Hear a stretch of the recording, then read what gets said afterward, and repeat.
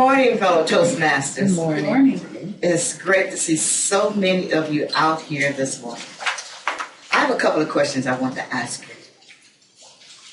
How many of you wake up in the mornings feeling tired, unhappy, before the day even begins? How many of you are wondering why your dream life is not materializing? Number one, right here. I actually chose this particular speech this morning for that very reason. Because as myself, for an example, there are many times when I wake up and I'm wondering why. The day just seems like it's forever. And I don't have real purpose within myself. Never mind, I have some goals or things that I want to do, but they're not real strong. I haven't worked at them to make them really my goals. And I had to give some thought to that. I talked to someone in this club, one of our members who's very good at helping us see these kinds of things, and he shared some ideas as to why this could be a problem. One of the things is we tend to give away our power. Think about it.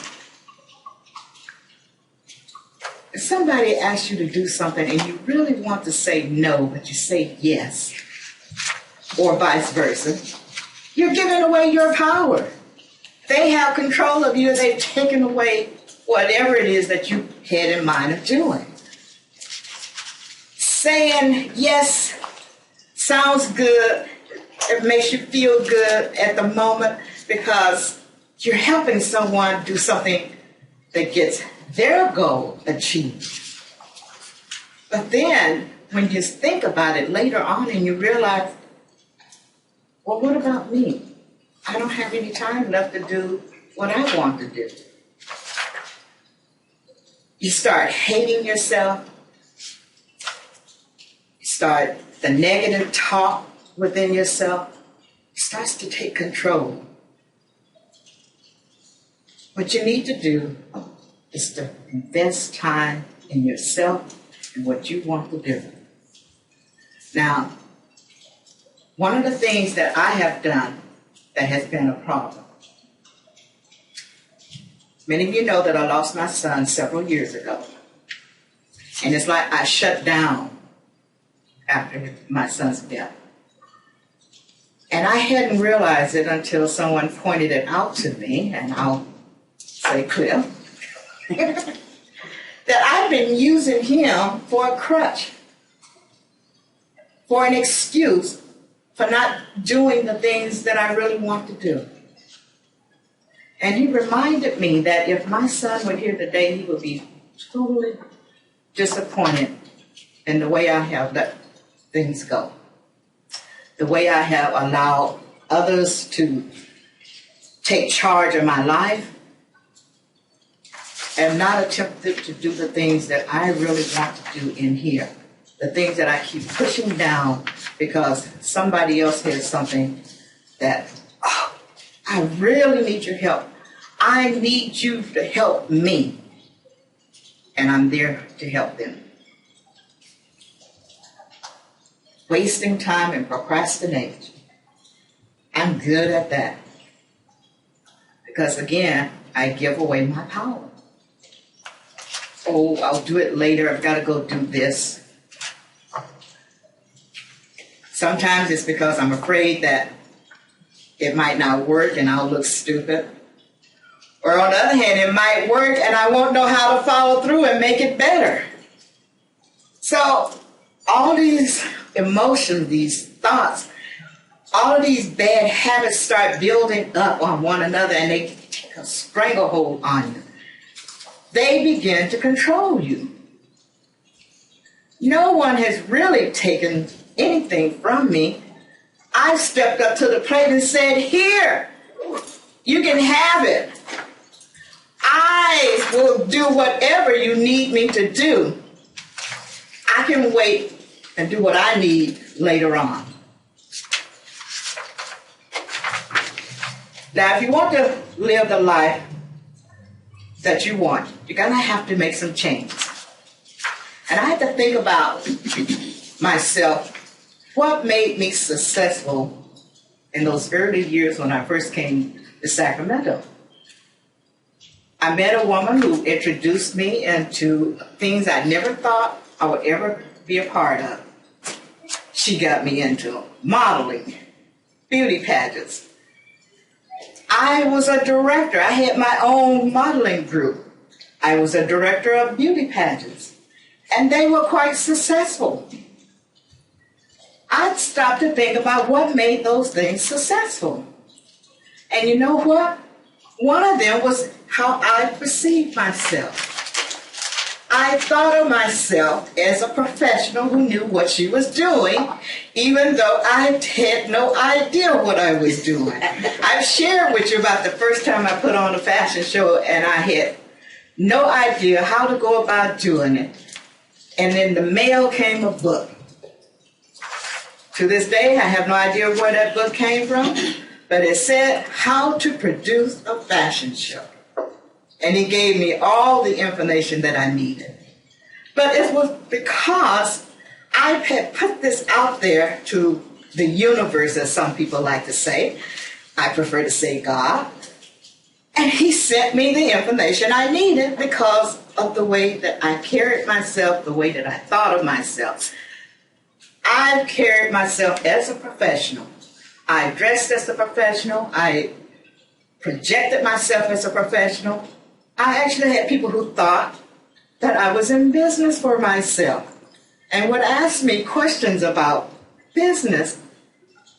I think I carried it out because no one ever turned away. But it was all in how I perceived myself and the projection that I gave out to others. You have to recognize your power. If there is something that you are good at or that you are passionate about, go ahead and give the impression that you know what you're doing. Because you know what? Keep doing it. You will know what you're doing. And you will become that professional that people think of you as. The other thing is you're going to have to start watching your self-talk. Boy, do we let the negative stuff in here, and when it gets in there, it does not want to leave. I remember when I left the phone company, and one of the things people used to say to me at the phone company, because I was a very serious-looking person, and often when people got to know me, they would say, you know, I always thought you were angry about things. I hadn't given it a thought until several people made that comment. And I looked at myself in the mirror and I realized I didn't smile. I have one of those faces that if I don't smile, people think the wrong thing. They automatically think I'm ready to get in a fight with you about something. And so that was the projection that was coming out. Well, when I left the phone company, I made a decision. I said, okay, from now on, I'm going to smile. I don't care what it is, I am going to smile. I took off a year of not working. And then one day I looked at my bank account and realized I had to go back to work. I followed through on that decision that I was going to smile. And you know what? Different places that I went to work, so I went to a temp agency, and they sent me to various places. And everywhere I went, people took a liking to me. People would ask me to come back when their person wasn't there.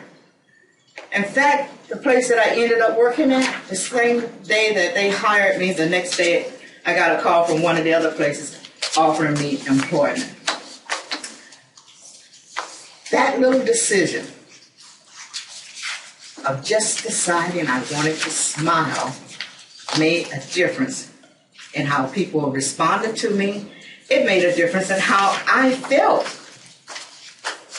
In fact, I was feeling so good about myself that when they told me I was in control of the attendance, that I would send out the morning report to let everyone know who was where, I started including a motivational thought with my little message. And after a while, people started calling me the voice of RCAC. Some of them had not even met or seen me yet. But that was the nickname that I received, because then they started paying attention. So you have to watch your self-thought, and you have to decide for yourself, who do you want to be? What image do you want to project? You can't just sit around and think that things are going to somehow magically change for you. You have to make those decisions. You know that saying, I'm not going to try to quote it perfectly because I know I can't, but there's the one that change your world and you change the world around you. That's what happened to me. People's opinions of me changed because I changed rather than trying to make other people change for me. So, one of my new goals now is that I am no longer going to just say yes or no simply because I want to be nice. I'm going to actually start evaluating, okay, can I really help this person with what they need and still be able to do some things that I need to do? Because you know what? I matter.